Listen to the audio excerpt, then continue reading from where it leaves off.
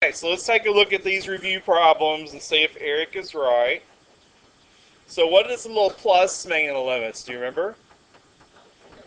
From the right. So here's from the right.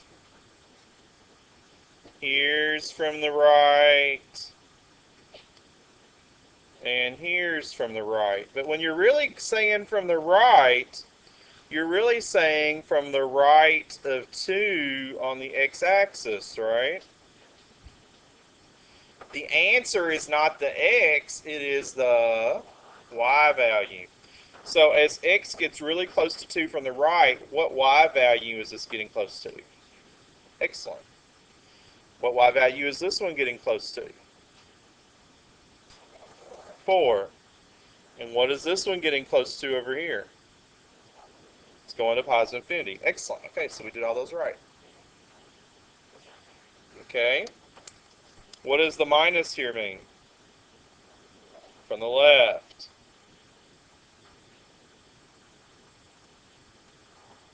2, 2, and then this from the left is going to positive infinity.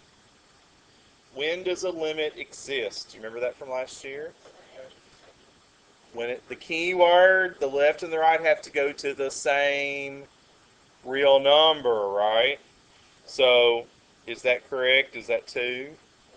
Yes, the limit from the right and the left are going to the same real number. What does D and E mean? Are they going to the same real number? Okay, this answer here. That is correct, but you could also say does not exist. And why is that? Because it's not a real number. Okay. So either answer would be acceptable, to be honest. One of the things that we'll be doing is when we look at limits, we will look at them 3 different ways.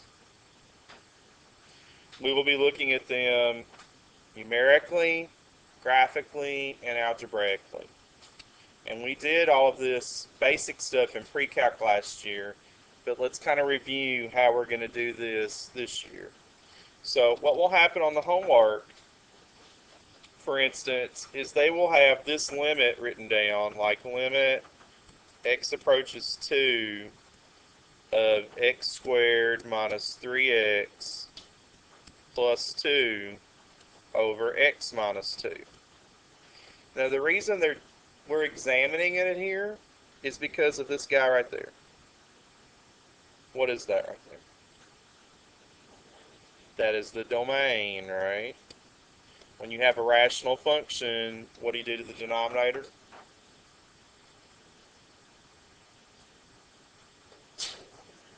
Now they go to 0. Excellent. Okay, so if I wanted to know what this limit was using a calculator, I would do a chart. That's how we do it numerically. And remember we did this last year. So on the homework, they're going to give you these charts, but on a test, I may or may not. So let's just pretend I don't give you the chart. What would be some good numbers from the right of 2 to use? Okay, you're getting too close. Usually you'd start about where, though? 3 might be okay. 2.5. Now do what you tell me. 2.1 and then 2.0001, right? Or something like that. Do you have to use those exact numbers? No, you could have done 2.1, 2.01, 2.001, 2.0001, okay? The book may pick different numbers than we would. That's okay. All right, what about from the left side?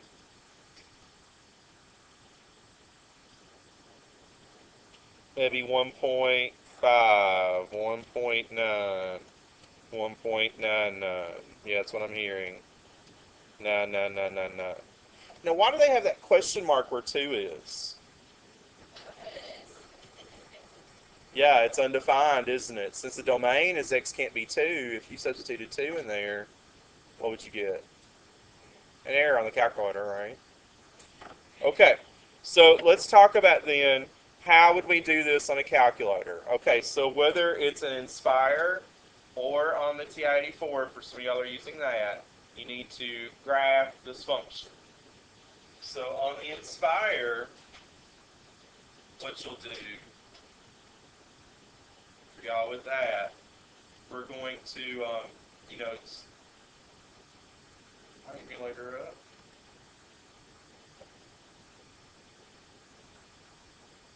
Okay, to home, and do number 2 here, graphs and geometry. And then we're going to type that function. So since it's a fraction, we're going to do control fraction. And since I've got that page closed, can somebody tell me what it was? It was like x squared 3x plus 2, and then down, and it was x minus 2. All right, for y'all doing this in the 84s, you're going to press y equals, and be sure to put parentheses around the top part and the numerator and the denominator. All right, so I'm going to do enter to graph it, and surprisingly I get a line, don't I? Okay, so let's say now I want to do the table on my calculator. All right, on the Inspire, what we do is we press menu.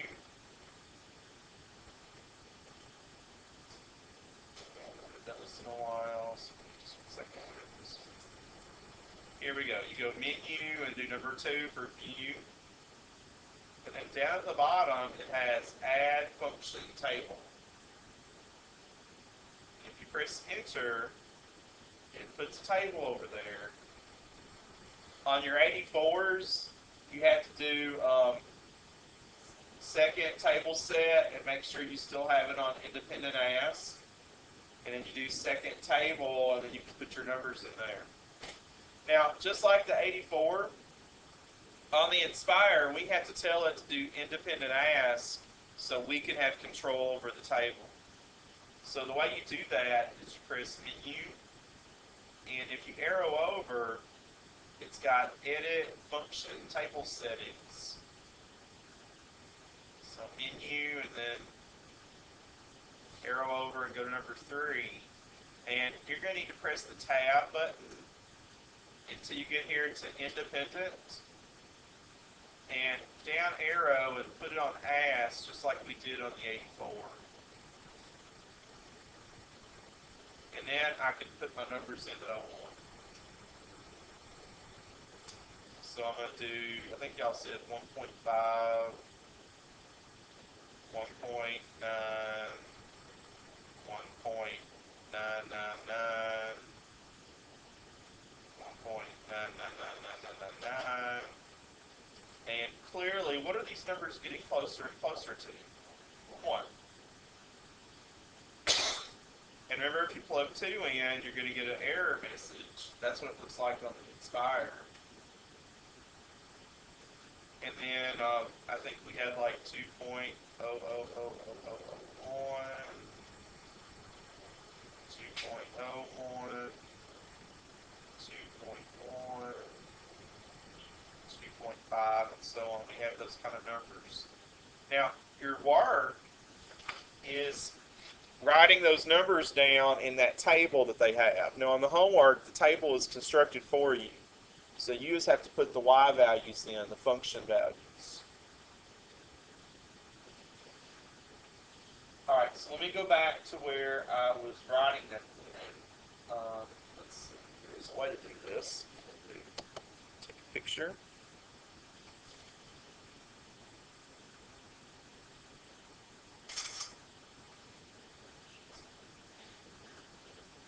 Okay, so there's a picture of it there.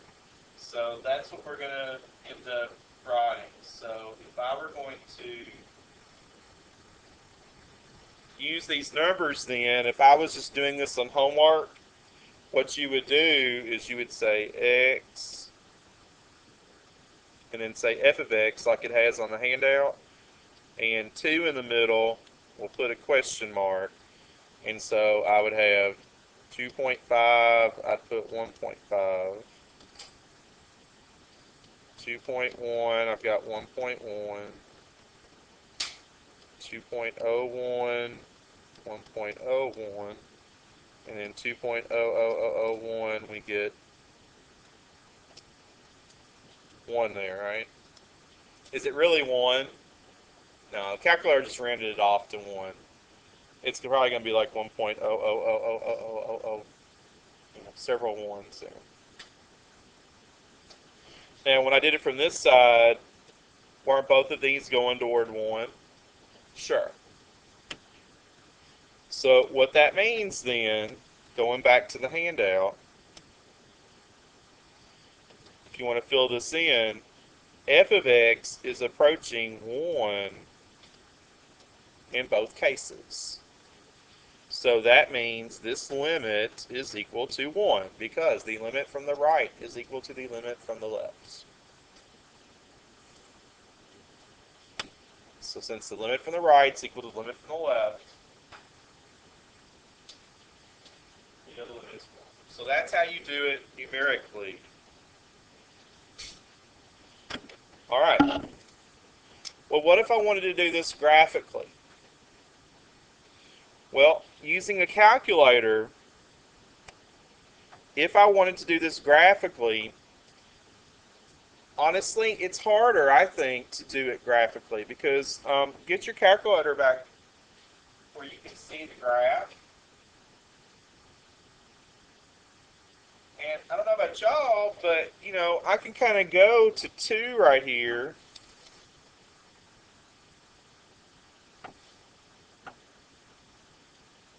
And I can see that, but is that graph really accurate? No. What should really be right there? A hole. And see, it doesn't show it. So I think in this instance, a graph is not really the best way to do it. I think the table is far superior if you didn't know how to do it algebraically. But the graph problems on the homework, they give you the graph, so this is not going to be an issue. But do you see where the graph does back up what you did? Because the limit from the right and the left at 2 are both going closer and closer to 1.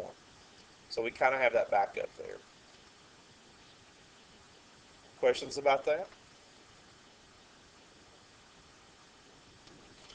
All right.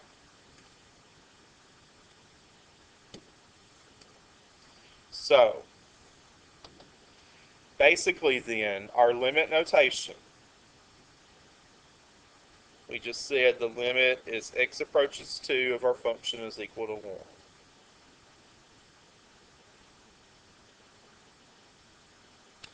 And remember that for your limit to exist, it must be a real number.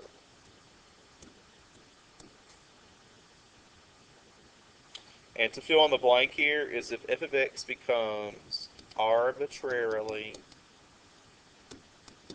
close to a single number L as x approaches C from, and this needs to say the right and left side,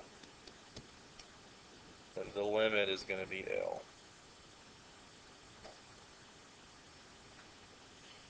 So then the question becomes, and we're going to get more into this tomorrow, is when will a limit not exist?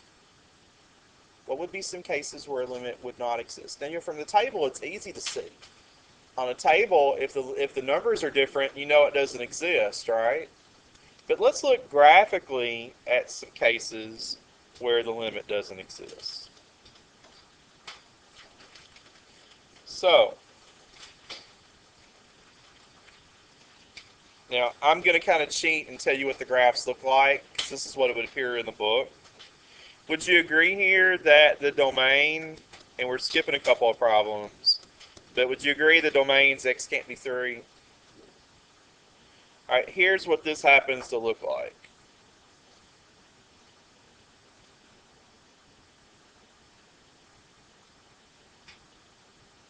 We'll learn later why. Could I have your attention, please? We have messages in the office for Victor Bond, Kaylee Avant. All right, I still have 2 more minutes. So would you agree here that this limit doesn't exist because it approaches a different number from the right and the left side? Because where is this going to from the right? Positive 1, right? And where is this going from the left side? Negative 1. So they're different, right? So if you're writing this symbolically, the limit x approaches 1 from the right is going to 1. The limit x approaches 1 from the left is going to negative 1. So that's one type of limit, a function where a limit won't exist. The other type we've already seen, this function will kind of look like this.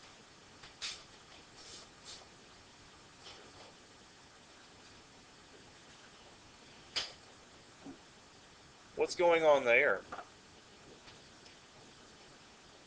Right. So what it will say is this thing either increases